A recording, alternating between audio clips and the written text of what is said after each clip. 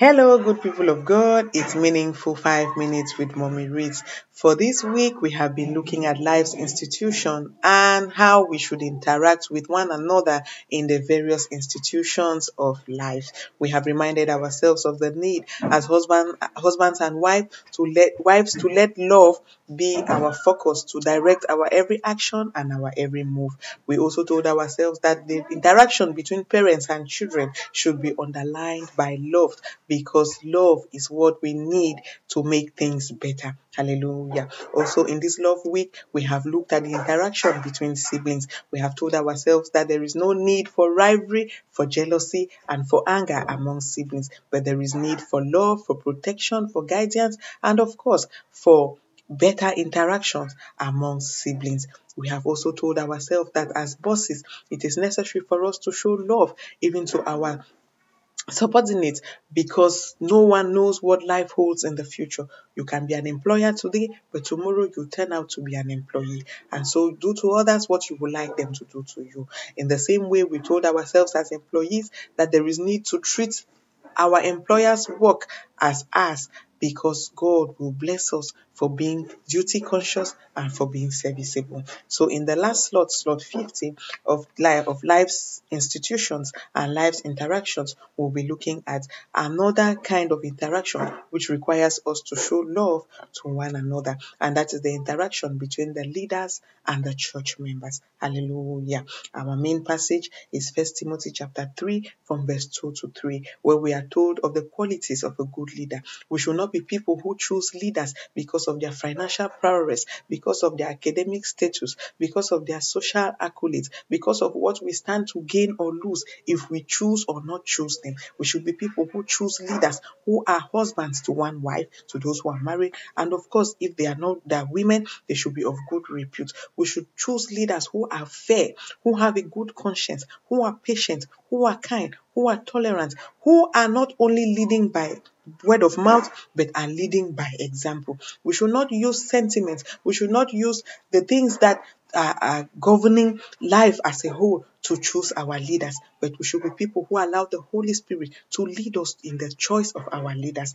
We should be leaders also who are examples to the watching world. We should be leaders also who are magnets to the gospel of Christ and not repellents from the gospel of Christ. We should not be leaders who will cause others to leave the church. We should be leaders who will cause others to stay in church. Hallelujah. We should remember that as leaders, we are answerable to Christ, because Jesus Christ is the head of the church. And so definitely we will give an account to him as leaders on earth. Hallelujah.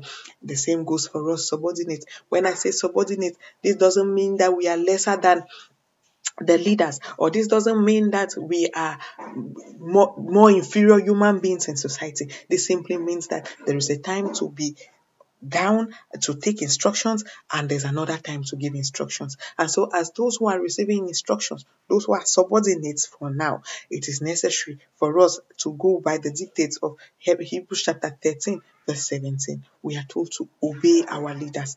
We should not be people who constitute a nuisance. We should not be people who constitute a pain in the neck in the lives of our leaders. We should not be thorns in the flesh of our leaders. We should be people who encourage them. We should understand that they are human and so have flaws just like we too do.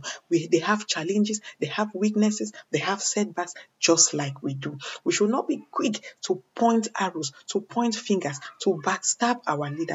We should be people who cooperate with them. We should be people who tolerate them. We should be people who bear with them. And we should be people who show love and understanding even in times of crisis. Yes, when we find ourselves in situations where we are hurt by leaders, we should pray and also try to correct them with love. We should not be quick to criticize, because most of the time when we watch football, we the spectators, we think that we are better players than the players. Not until you get into the field will you know that it is not an easy task just running behind the ball and kicking. It is easy to stand in the pews or to sit in the pews and point fingers and to think that you can do better.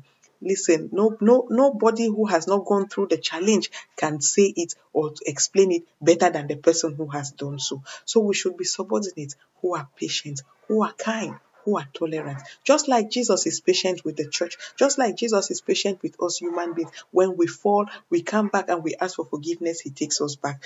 So are we as Christians, as subordinates, expected to be patient with our leaders. When they fall, when they have their crisis, when they have their low moments, we are expected to be there for them. We are expected to understand and bear with them, so that our leader, our subordinates role and their leadership role, that our interaction between the two faces will be one, which will be guided and directed by love. Hallelujah.